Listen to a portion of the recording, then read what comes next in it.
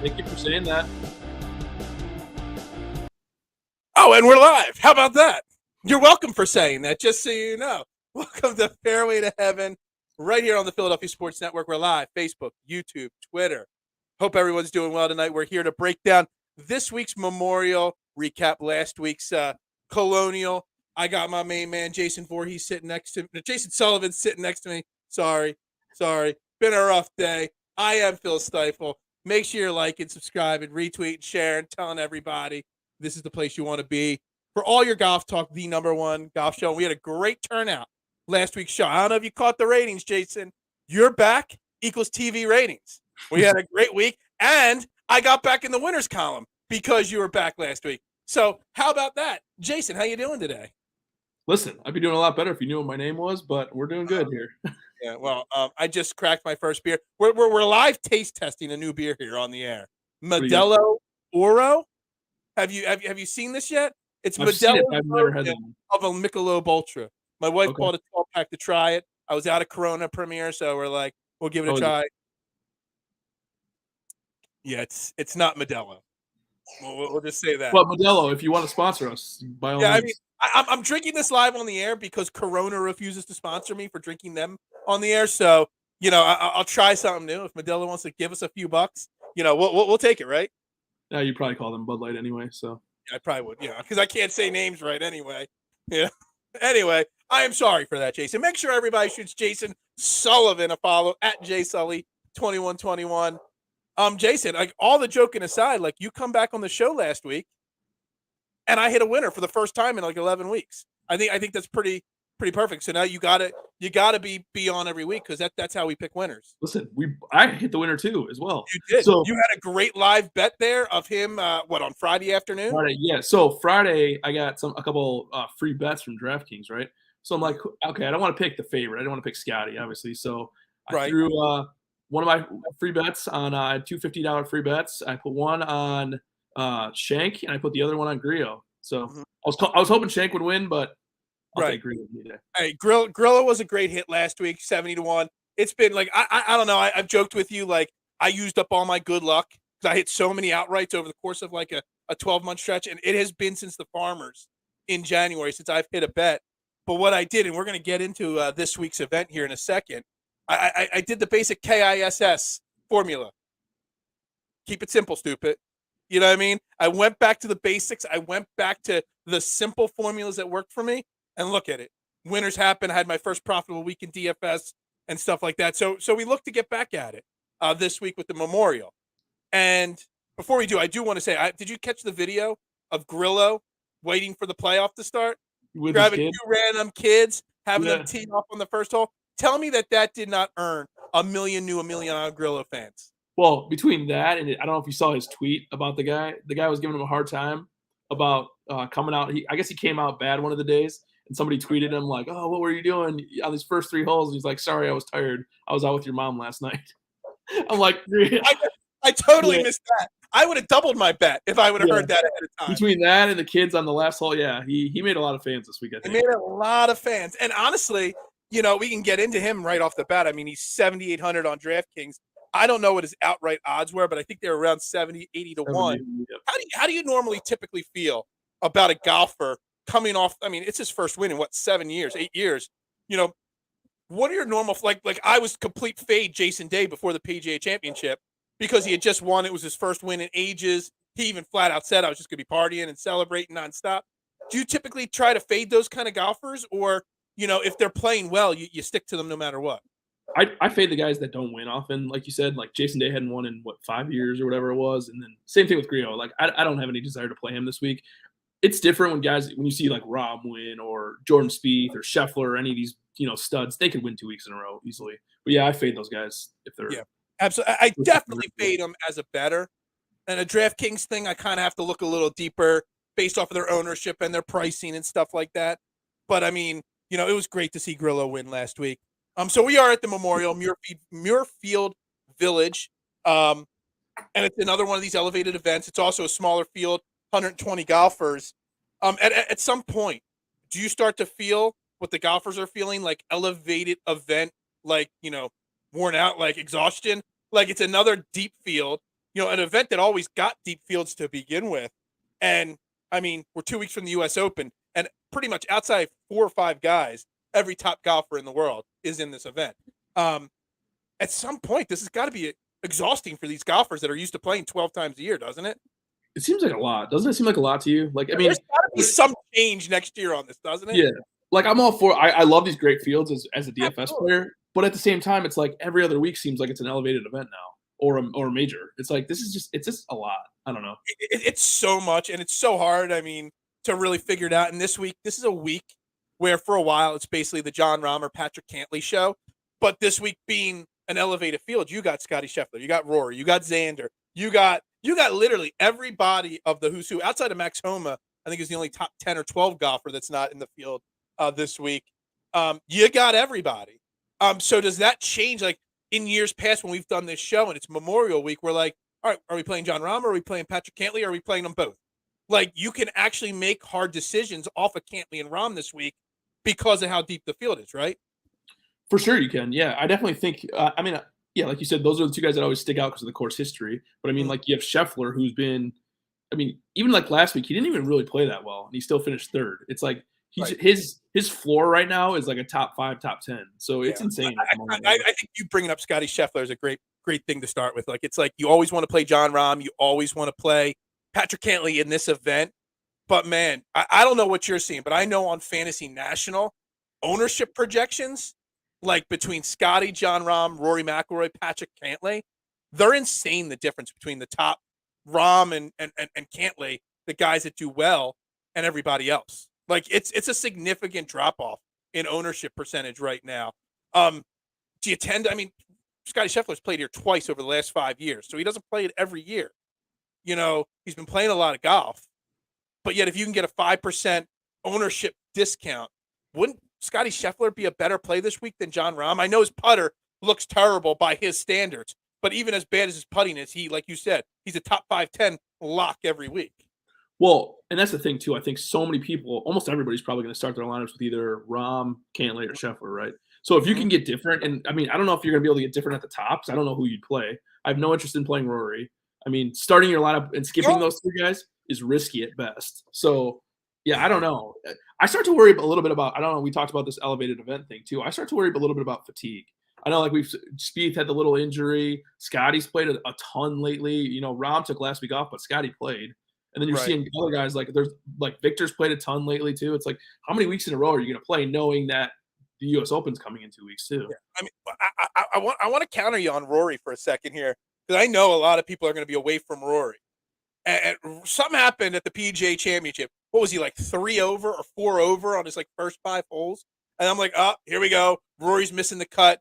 Jason is right. He's a little overrated at this point because he's just overwhelmed. But then Rory kind of turned it on at the PGA Championship. And you're talking 25% for Rahm, 19% for Scheffler, 22% for Patrick Cantlay. You're talking 10-11% for Rory McIlroy, at least on Fantasy National right now. And that could change by tomorrow when we build these lineups. But you're telling me I can get Rory McIlroy, who at the Memorial, he's played here every year since 2010. He's only missed 2 cuts. He's got 1, 2, 3, 4, 5, 6, 7, 8 times he's finished in the top 20 in this event. 4 times in the top 10. So he loves Muirfield Village. And he's Rory McIlroy. And I don't know. I'm kind of in an 120-person small field like this. I'm super intrigued by Rory McIlroy this week. Am I crazy? No, because I think, like you said, I think people keep saying like, "Oh, he doesn't have the course history." Like, well, yeah, he doesn't have the course history of Rahm or Cantlay, but he But has who pretty does? damn good. Yeah, he has pretty damn good course history, and like you said, I mean, right now you're showing half the ownership for Rory, so that's interesting for sure. I kind of like, because I wrote down I was going to play 3 names from 95 and above. I wrote down 3 potential names only. I didn't put anybody in the upper 9K. I didn't put Victor Hovland, Colin Morikawa. I didn't put Xander. I even didn't put Patrick Cantlay, which means he's going to win on my DFS list. But I put Scotty Scheffler, Jon Rahm, and Rory McIlroy. I put all 3 names, and I put a percent sign and a question mark. And if I could get a 10% discount, I think Rory, in a field, you think about 120 golfers. You get, well, how many people made the cut last week in 120? Like 71 guys. You only got to fade 40 or 50. Rory McIlroy's better than 99% of this field. I love it. Now, if the ownership percentage sways a little bit and you're not getting that big of a discount, sure, I would go Scotty Scheffler second, and then I would go Jon Rahm third, just because of that ownership percentage up there. So, do you think there's any merit to fading though, like starting to build your lineup a little bit lower, like starting with Xander or starting? Not, I wouldn't start with Cowell, but starting maybe Xander. I can make an argument that you start at 9,300 and below and start with Tyrell Hatton. Like, I can make the argument for you that you fade the complete top 10. Now, Hatton's going to be high owned, but in this field and in a deep field like this, Hatton's got good course history. Hatton fits this course and what this course description is, which is great iron player, great off the tee. I mean, he's one of the best scramblers and around the green game guys in the field. And he's also in great form too. You're talking T15, T5, T3, T19 in his last 4. I mean, he's been on fire too. So, like last week, I had over 50% exposure to Scotty Scheffler. He was the best player in the field. I loaded up on him. I balanced out my lineups. Like if I choose Scotty or Rory or Rahm, none of them are going to be in 50% of my lineups. Like if I pick 1, 2, or all 3 of them, it's going to be smaller. The guys that are going to start like the really core parts of my lineup probably will be, if I'm going to take a high-owned guy, for some reason, if I'm going over 18%, Hatton is the guy that I want the most exposure to this week. You know what I was thinking too, you were just saying that? I agree with what you're saying about Hatton 100%, but I was also thinking too, maybe that's how you plant your flag this week. Maybe you pick one guy and go way overweight, because I think everybody's going to start their lineups with those 3 guys. So maybe you say, okay, I'm going to play Rahm, and you go 80% Rahm this week, and you just hope that Rahm's the guy that wins. You could do that, and you know what? I would say if you're going to plant your flag and go over, you're going over with Rahm or Scotty or Cantlay, the guys with the elite course history, the elite players. I'm not planting my flag with Tyrell Hatton. No, because there's a little bit more volatility. Yeah, I love Justin Thomas this week too. Great approach player, great around the green player, but I'm not planting my flag with Justin Thomas either. Does that make sense? Like if you're going to plant your flag and go that high, I want to go for I want the closest to win equity as I can out of the person I'm planting the flag with. Do you think that, so Thomas has been pretty highly owned in the past few weeks in the big tournaments especially. Do you think that he could still win, or do you think that the way he's playing that he's not really in contention to win? Justin Thomas? Yeah. I mean, I think Justin Thomas can win anytime. I think the lid's going to – he hasn't won since the PGA last year. He didn't have a great PGA championship this year. He's struggled with his putter this year, for sure. These are smaller greens. It's more about your around the green game and not making bogey this week. It's not a major. I don't know. I think it kind of sort of sets up like a PGA championship, just a little less difficult. Can JT win? I don't know. I did bet JT to win. He was one of my top 2 bets that I made this week. What odds did you get him at? I got him at 25-1. I mean, 25-1 for a multi-time major champion at a course like this, that iron and around the green play is crucial. I think it's great odds. Again, I'm not planting my flag. I wouldn't go heavy on him. But I would guarantee by the time all is said and done, he's in 7 out of 20 lineups, 8 out of 20 lineups this week. I don't think he misses the cut this week. If he didn't miss the cut with as bad as he played at the PGA, he's not missing the cut this week. Now, he might not have a top 10 finish, but it wouldn't shock me if he did. So Fantasy National has him at 11% right now. If he's 11%, I want to go way overweight on that, I think. Absolutely. I mean, you think about what's 11%? What would that equal to out of every 20 lineups? You know what I mean? Like, how many lineups do you have to use to get extra weight on him there? You know what I mean? Even if you put him in 10 lineups, you're lapping the field by some Well, and this is kind of to piggyback on your Hatton comment. I think that range is going to go overlooked a lot. I think Hatton will probably be pretty highly owned, but I think that range, just because if you take one of those high guys, the highly owned guys, the big three, it's hard to take another 9K guy and build a good lineup. I mean, you're talking about starting the rest of your 4 in like the low 7Ks, which is tough. So it is. I tried building a lineup earlier today with Scheffler and Rory in it, and I threw some 6K guys because there's actually a couple 6K guys that I do really like this week and low 7K guys.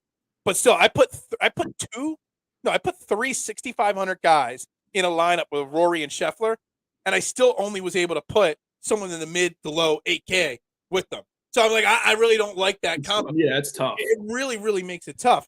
I mean, but to answer your first question there, I could build all my lineups starting with JT and Hatton, for the most part, one or the other or both in every single lineup. It was a couple of weeks ago. I did it. I had my 4 cores. They were all like low 9, upper 8K guys. I made sure 2 or 3 were in every lineup. I'd be very comfortable with a lot of Hatton JT combined in a lineup right there. Yeah, no, I could agree with that for sure.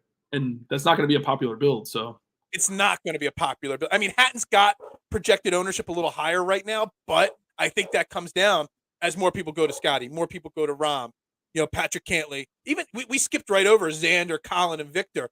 All great golfers, all golfers that fit this course. But yet again, they're so easy to overlook in this field with their recent form and how they've been playing. Can I ask you a question? What does Colin Morikawa have over these DraftKings guys that he's always like one of like the 4 or 5 highest priced guys when he at this point doesn't deserve? I mean, you can't tell me that he should be priced over Hatton, Hovland. I mean, really, any of these guys. He hasn't. He finished 10th at the Masters. The last time he finished, other than that, 6th at the Genesis all the way back in February. His last second place finish was at the Century Tournament Champions. There's like 35 guys in that.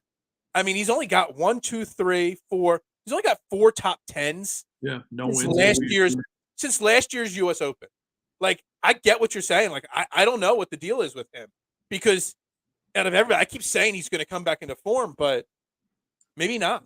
I feel like maybe 9,000, and I wouldn't even bat an eye at that. It's I don't know. He's way overpriced. I think sometimes they set some of these numbers to try to screw with us too, to an extent.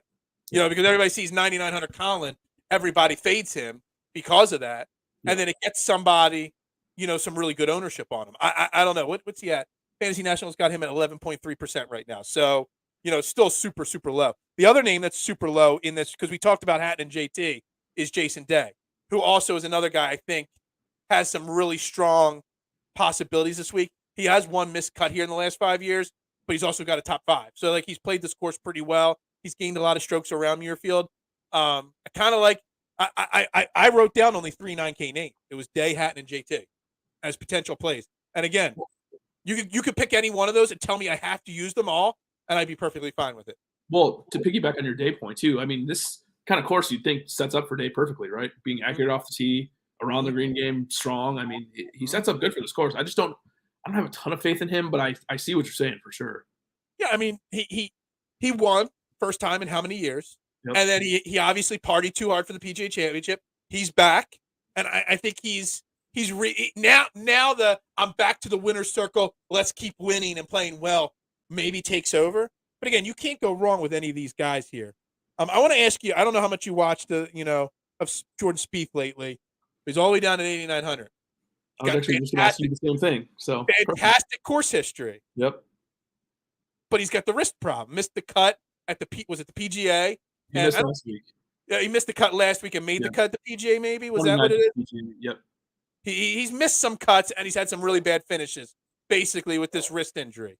But of course, has great before the wrist injury, before the Wells Fargo, he had gone 2nd, 4th, 3rd, 19th, 4th. I mean, I don't know if you get much better form than that. I mean, do you take anything away from the fact that he had a little bit of a break? And I mean, he loves this place. I mean, I'm looking at his course history. I mean, 18th, 18th, 13th, 7th, 13th, 57th, 3rd, 19th, 63. One missed cut mixed in there. And when he missed the cut, it wasn't because of the putt. I mean, all his good course history is because he was putting well. Right. He hasn't been the greatest of putters this year, but man, does he fit this place? The tee to green game is just perfect at this place for Jordan Spieth. And if he's single digits, right now he's 9.7% is the projection. I feel like if he's single digits, you have to play him. I mean, let's put it this way. Okay, so just who's surrounding him right now. Like, would you rather play Spieth over Im? Probably yes. Would you rather play? So you're looking at Spieth at 9.7%, Hideki being just a little bit, just $200 cheaper at almost 17%, Ricky being $400 cheaper but being at 17%. It's like, to me, I'd rather take Spieth over either of those guys. I know Ricky's like the hot guy right now, but I'm going to play devil's advocate with Ricky for a minute. I know that everybody wants him to be good, including me. I love Ricky, but I just feel like he hasn't really done it in strong fields yet. You're seeing him do this top tens, and which is great, but you're seeing him do it in weak fields. I still want to see him do it in a major or in an elevated event. So, are there really any weak fields anymore? I mean, there's a few. So that's my advocate to you, that he missed the cut at the PGA, but he lost almost 3 strokes putting at the PGA. This week, putting's going to be a little less important, in my opinion. I mean, it's still going to be important. It's an elite field, but you got smaller greens. It's going to be more about around the green in your iron game. He's got 6, a missed cut, 14th, 15th, 10th, 13th, 31st, 20th, 10th, 11th. That's 1, 2, 3, 4, 5, 6, 7 lineups inside the top 20 this year. I mean, I don't know. His form is really damn good. What I was going to say was, because you're talking about the ownership with Spieth, what my philosophy, like, I would rather play Ricky Fowler, I think, in DFS in this field. Somebody's going to miss it. Like with the miscut, do you almost, with the injury, when a player is kind of on the cusp injury-wise, do you feel more like, I feel more comfortable betting Jordan Spieth this week to win. Just one bullet, bet him to win. If he misses the cut, that's fine. If he doesn't, you have a chance at winning. But if he misses the cut, it's not hurting your DraftKings odds. That was kind of my philosophy on Jordan Spieth. I don't know what you think about that.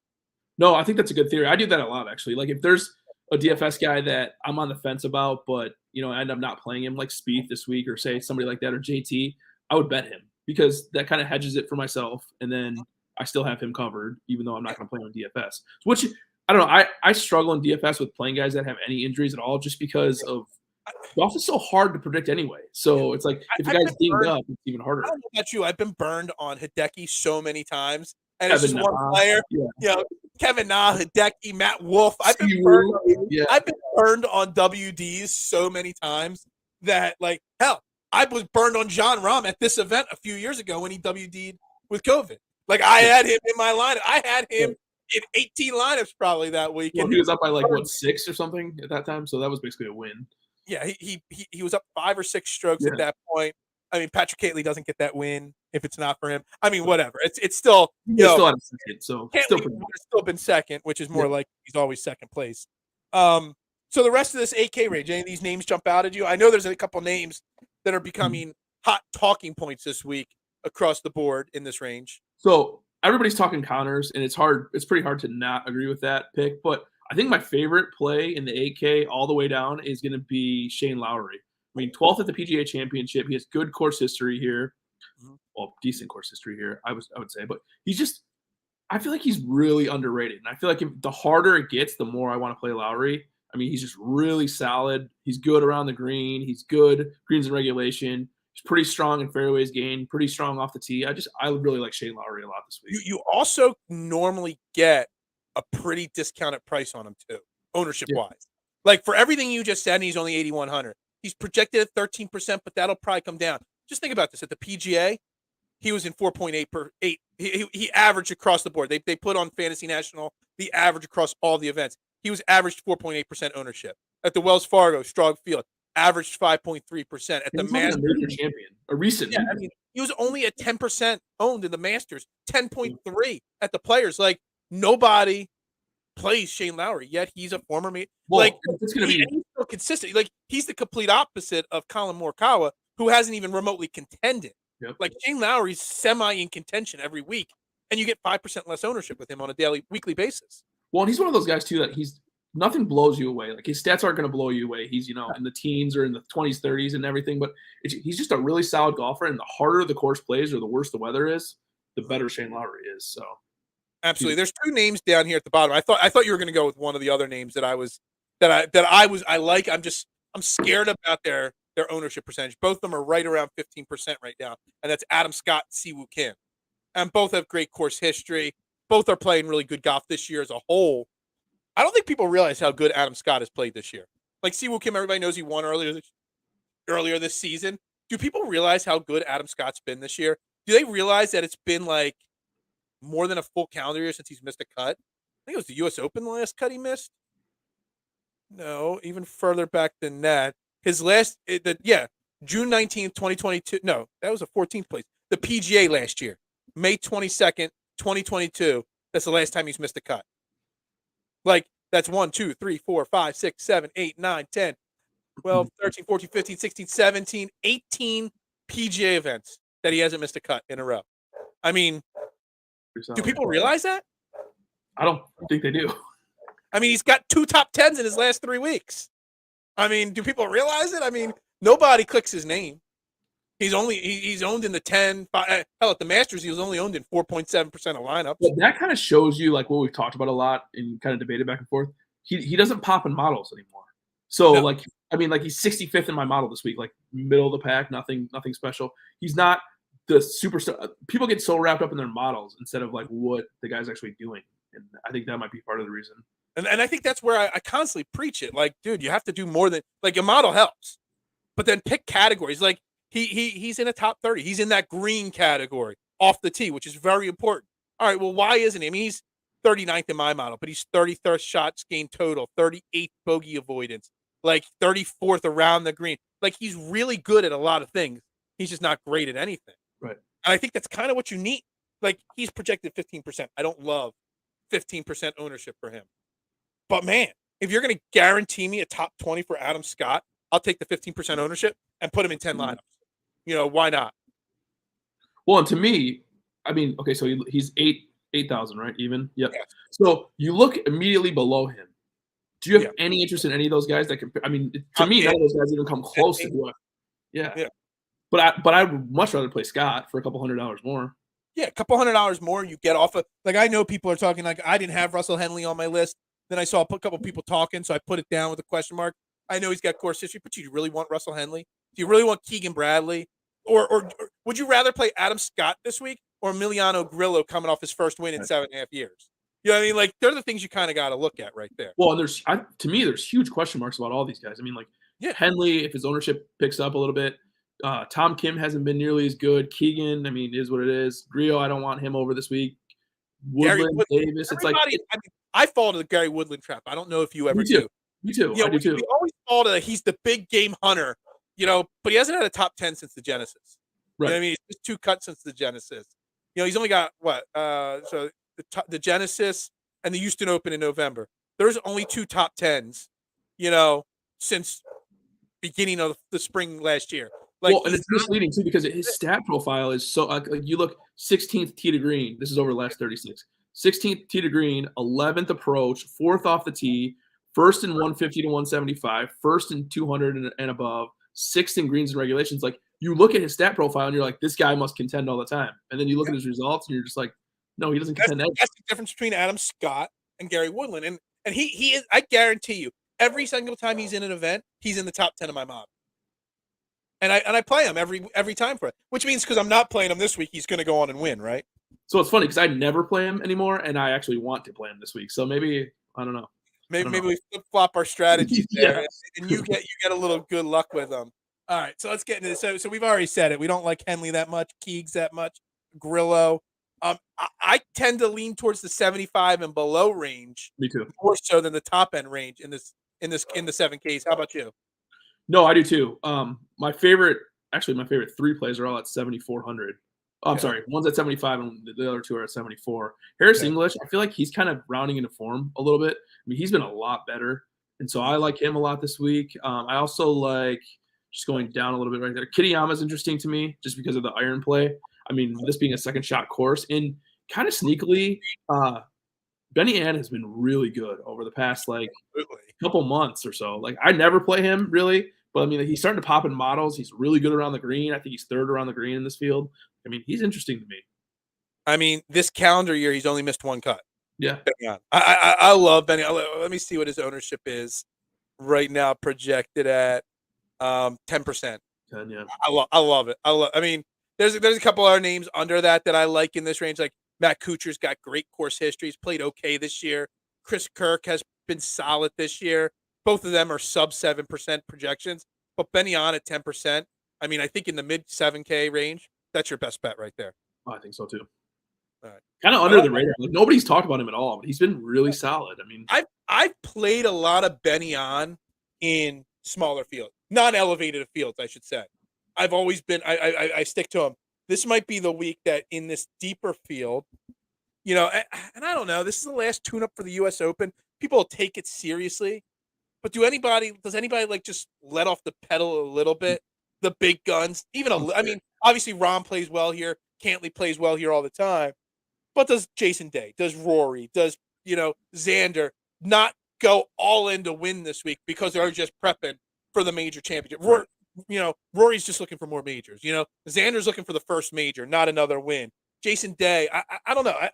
I think someone like Benny On can really creep up the leaderboard, or a couple of these guys in this range could creep up the leaderboard. He pops in some interesting categories too, like 21st tee to green, 18th in par 5, which par 5 scoring is going to be super important this week, and then 3rd around the green, which is also going to be really important. So like, he's sneaky. I hope 10% is a little higher than I was hoping he would be, but if he drops it all, I'm for sure going to play him. 10%, he's 10th in my model. So for 10%, I'll take 10th in my model and any day.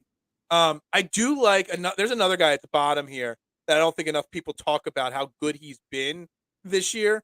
He missed the cut at the Valero, but outside of the Valero, it's the only missed cut he's had all the way back since the Open at St. Andrews, and that's Ryan Fox.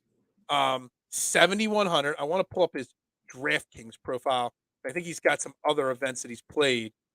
No, he's also been really good on the European tour. So I was looking for his European. There it is. So 17th at Singapore, 11th at Ras Al Khaimah. I don't know what that is. 20th at the Dubai Desert. Yeah. So he missed a cut. So he did miss one cut before the Open Championship, and that was the fortnight, Australian PGA Championship back in November. So let's tack 2 missed cuts basically all the way back to the Open Championship.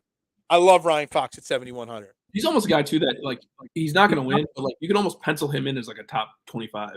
Yeah, I mean 21st, 23rd, 26th. I mean, I'm surprised honestly that his ownership is lower than Benny Ann right now. I think he's at 8% right now. 8% right now.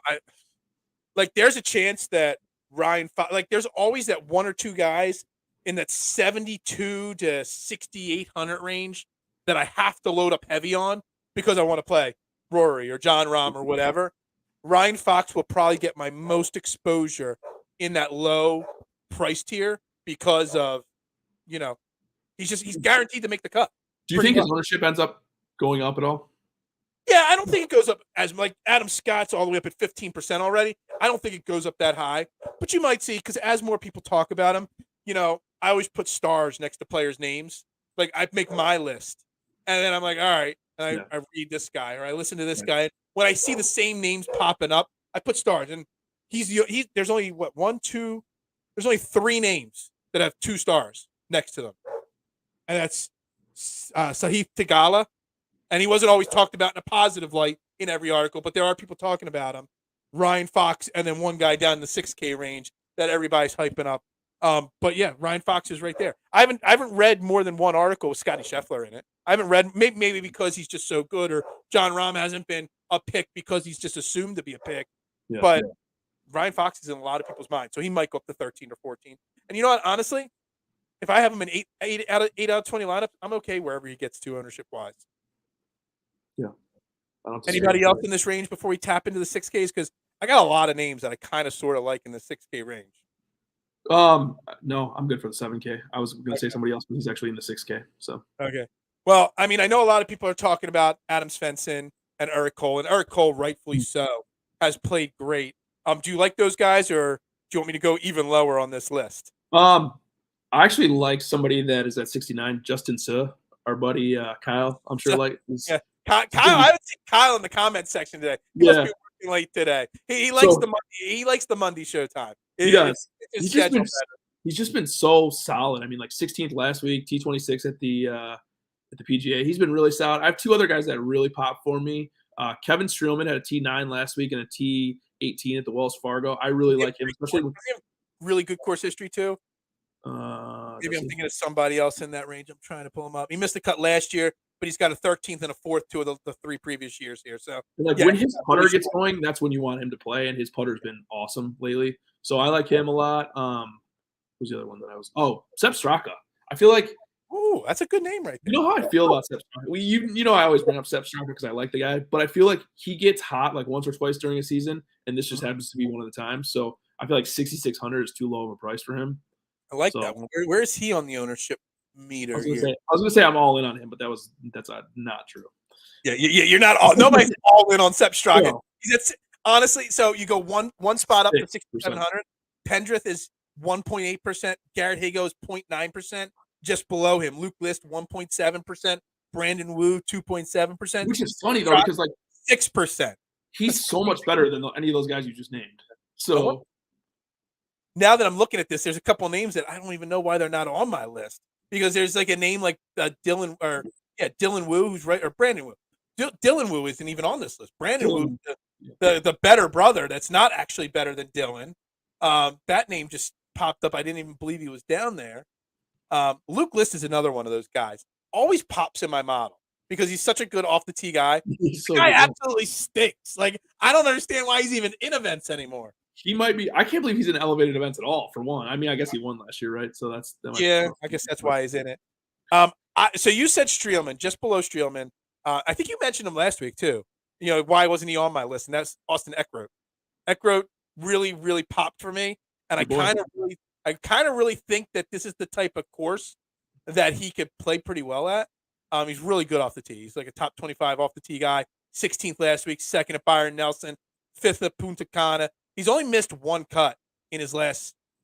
Can't do that math. 1, 2, 3, 4, 5, 6. Only one missed cut in his last 6 events.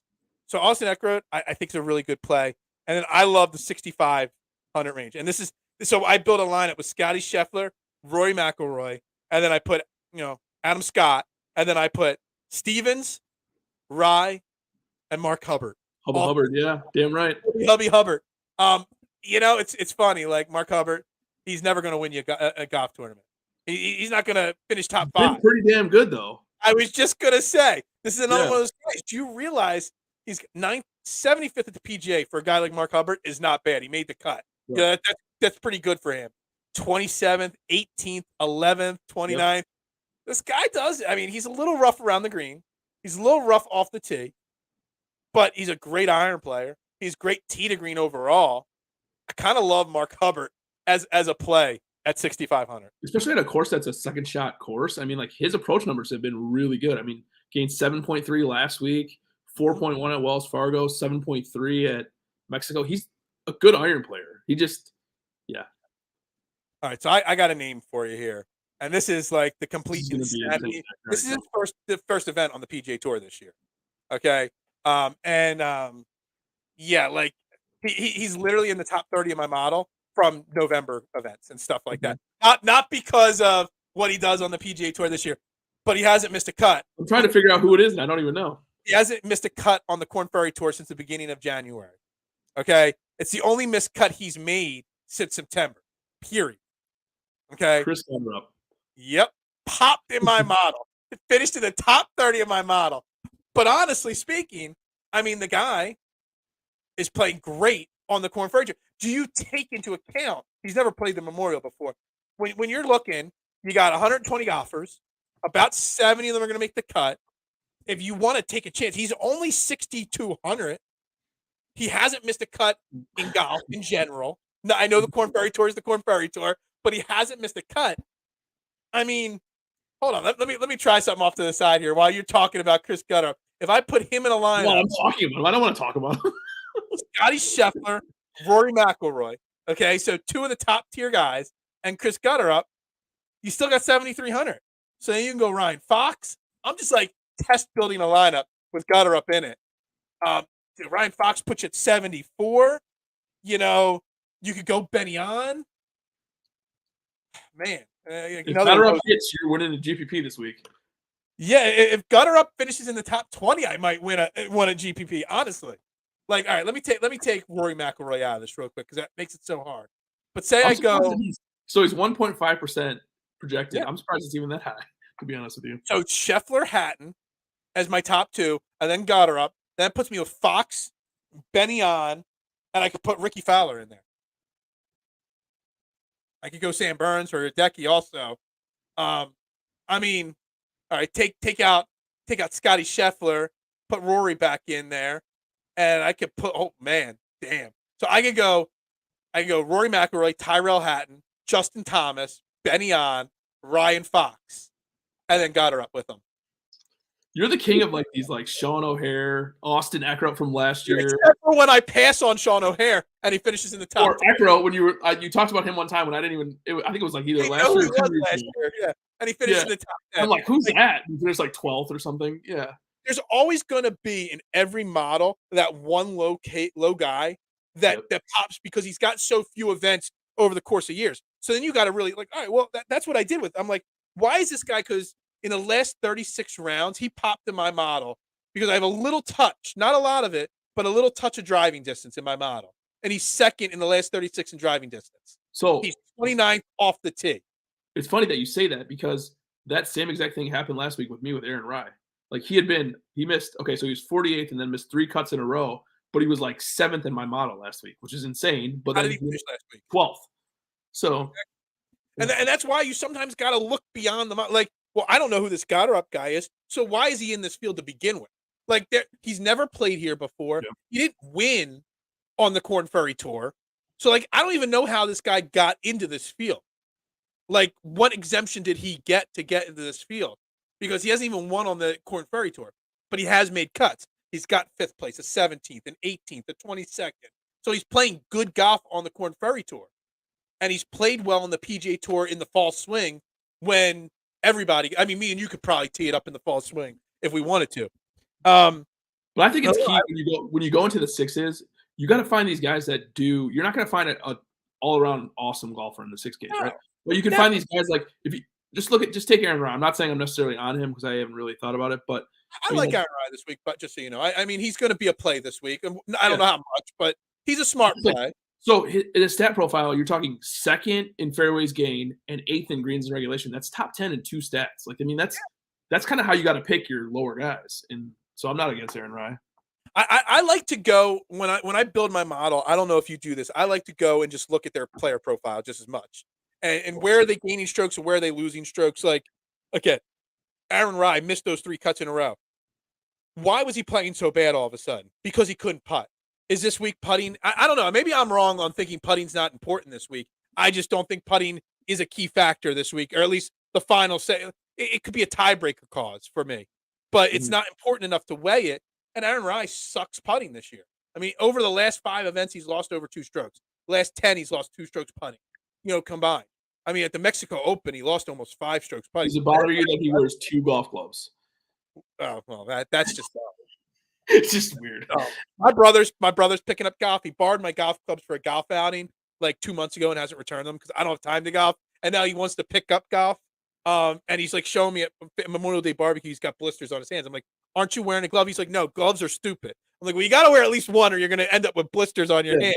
But don't like Rye and wear 2. Yeah. What hand do I wear it on? I'm like, oh my God. Like teaching a child here how to golf. Yeah. I'm the wrong guy to do that. Any other names that we skipped here? Any other names that you like this week? No, I think I'm good at the moment. Have you made any outright bets this week?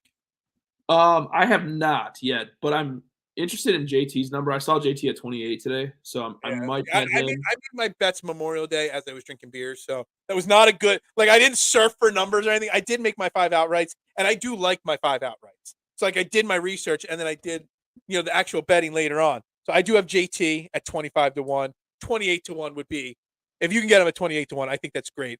I bet Jordan Spieth 28-1. I know he's fallen to like 30 and 35 some places.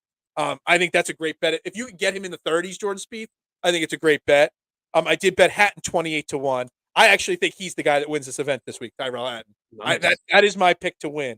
And then I bet Sahith Theegala 45-1. And then I bet Siwoo Kim 70-1. I'm like, you know what? I hit Grillo 70-1. I'm like, who's in the 70-1 range? Let's see if I can hit another 71. So I bet Siwoo Kim.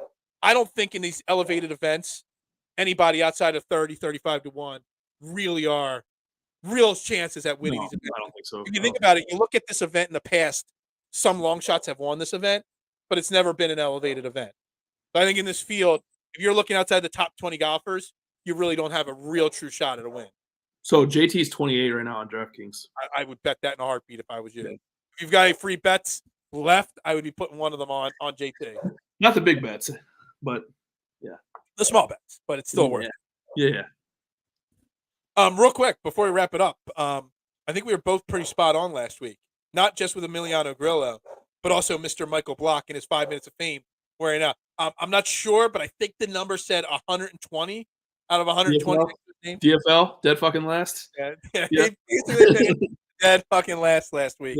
Yeah. Do you think the RBC Canadian Open is regretting telling him that he can come on an exemption now? Like, that poor guy. I don't know if you saw how his first round went, but I mean, it was like the 3 holes in, and he was already out of contention. Like, he was hitting in the bunkers. Like, I don't know if you happened to see his interviews, but I feel like the guy needs to talk less. I feel like every time he talks, he says something stupid. Like he said, did you hear him say the other day that if he was as long as Rory, he'd be as good as Rory, basically? It's like, take it easy, buddy. He was saying everything else. I did hear that. That was a little extreme, in my opinion. I mean, the guy's living up. I even saw somebody post a picture. I don't even remember who it was. It was like a promotional post on Twitter. Our newest, like he got like some big sponsorship now. Like, he's living up his 5 minutes of fame. Stay humble. Stay humble. Trust me. Yeah, stay humble. The boy needs to stay humble for sure, because I think last week at the Colonial, I think he was humbled a little bit there. Back to earth, yeah. Back to earth. I don't know what the odds were. I don't even know if a book would give you this on finishing dead last, but I probably would have taken it. Like I said, it's stay away from him. That was the most predictable, obviously not dead last, but like that was the most predictable miscut ever. People were betting him to make the cut, betting him. I gave you the numbers last week. I don't have my last week. I looked up top 20 numbers. I think he was like 10-1 to finish in the top 20. I'm like, that's dumb. It's like giving money away. And I saw so many people with his name on their card. Just because, like, that's how sports books make money. That's what happens when you bet with your heart. Don't bet with your heart. Bet with your head. Bet with your head, always. Yeah. Not drinking beer, with your head, All right, real quick before we wrap this up, because these dogs won't stop barking. I'm sure you can hear the dogs barking. Mm-hmm. They're just not stopping tonight. Real quick before we let you go, any thoughts on the NBA Finals? We're a betting show. We talk golf, but we're a gambling show, fantasy show. NBA Finals. I think the Heat are like plus 350 to win the series, or maybe it's the Nuggets are minus 3 something, and the Heat are like plus 2, plus 300. You have any interest in betting the NBA Finals? It's got to be Nuggets in 5. Nuggets in 5. That's how I feel. I feel like I think they're lucky I think they'll be lucky. Jimmy Butler will do something crazy one of the games in Miami, and they'll get one. But yeah, I think that the Heat are spent at this point and are tapped out. And Jimmy Butler has slowed down drastically the last 2 or 3 games. They only get 1 day off. The Nuggets have been off for like 30 days now, it feels like. I don't think the Nuggets, I don't feel like they're getting, I mean, now they are, but like in the past, I don't feel like they get the respect that they deserve. That's a really good basketball team. Yeah, I mean, I never gave them the respect just because of the Joel Embiid versus Jokic MVP conversation the last 3 years. But even I can step back and say it's a damn good team, especially with Jamal Murray. Jokic is a stud. Jamal Murray's a stud. Michael Porter Jr. Even Gordon. He was this breakout candidate with the Magic and never lived up to the hype. And now he's settled into the number 4 spot, in Denver. What's the coach's name? Mike Malone or Mark Malone or Mike Malone? I mean, he just got them all bought into that culture there, Denver culture. And, I there's a chance it's a sweep. You look at that team. I feel like that team's built perfectly. You have 2 studs, and then you just have, like you said, like Gordon is just like a perfect, like, 3rd, 4th option on a team where he can, like, just be a really good role player. It goes into something that we talk about on Trending the AM lately a lot. Do you need 3 max players on your team to win an NBA title? And I think the key is, if you look around the league, the best team's Miami. They've got 1 superstar, Jimmy Butler, and a bunch of role players. You know what I mean? Denver, I mean, you could say Jamal Murray's a stud, but he really isn't, because he's been hurt so much. Right. And, is he elite? No. Is he really good? Yes. I mean, he's really good. He's in that he gets a max contract because everybody gets a max contract. Doesn't deserve a max contract, but is still a really damn good basketball player. So I feel like there's so much in the NBA now, I think, with so much talk about, like, okay, let's pair, like you just said, let's pair KD with Booker and blah, blah, blah. It's like that so often doesn't work. Like, these teams that keep winning recently are teams. Like, they play well together as a team. They play good defense. You look at Miami. They got Jimmy Butler And then you got guys like Martin and Struss and Vincent coming off the bench and just lighting up Boston, or anybody at any moment's notice. You got Bam. You've got so many good players, and you got a great coach. And that's, I know that's now I realize that's why the Sixers have failed. You see that with a lot of teams. Milwaukee's like that. Obviously, Giannis is awesome, but like beyond that, it's like just a bunch of good role players. They gave max contracts to Chris Middleton and Drew Holiday, who are not max player guys, and that Boston not have, yeah. Tatum's awesome, but like Jaylen Brown's, I wouldn't call Jaylen Brown, like there's so much interest in Jaylen Brown too this offseason. It seems like he can't be the best guy on a championship team. No chance. And Jason Tatum, there's nobody I hate more in the league right now than Jason Tatum, because he will just like I'm going to close this show saying I'm humbly the best golf bettor there is out there. I'll humbly say it, but I am. Jason Tatum saying, I don't know if you heard that. He said it after game 3 or 4. He's like, I'll humbly say I'm the best player in the NBA. Well, I think that just contradicted yourself right there. But, I may throw a couple pennies on the Heat money line for game 1. Maybe there's a little Nuggets rust. But outside of that, I'm probably not betting this series at all. I bet the Eastern Conference Finals a lot. I hit the over-under 3 out of the 5 times I bet it. And then I hit the Heat money line yesterday. It was like plus 240 or something like that. And I thought Miami would win it, and I hit that. I don't feel any confidence in betting this championship round at all. No, I don't either. Detroit still hasn't found a coach, have they? Oh, jeez. I think we're currently in the process of begging Monty Williams to reconsider. Begging? I believe that. Last I read yesterday, they were hoping he would reconsider. I'm like, geez, can we just move on? Is the Detroit Pistons coaching position more attractive than the Toronto Raptors where they're at right now? We had a discussion ranking the openings in the NBA, and obviously Detroit was one of the 5 originally, and I debated with a bunch of people that Detroit, because they got younger players, not necessarily great players, but younger players. Toronto's kind of in like turmoil. What do they do with their they're in like middle-aged players? I kind of feel like Detroit might be a slightly more attractive job. I think so. Because you have Cade. Cade didn't play the whole season last year, so you basically have a fresh Cade. Durant, Jalen Durant's good. Like you have a top 5 pick again, but how much does it suck for the Pistons that you have the worst record in the NBA and you get the 5th pick? It's brutal. That's the same thing happened to the Flyers. The Flyers had the 2nd worst record in the NHL, and they got the 7th pick in the draft. So, it's brutal. Completely brutal. But anyway, I just want to get your thoughts on the NBA Finals, see if you're feeling one way or the other. But we're going to wrap up Fairway to Heaven right here on Philadelphia Sports Network, Facebook, YouTube, Twitter, retweet, share, follow. That's Jason Sullivan there. Shoot him a follow. I got Tyrell Hatton. That's my all-in bet this week. What's your all-in bet?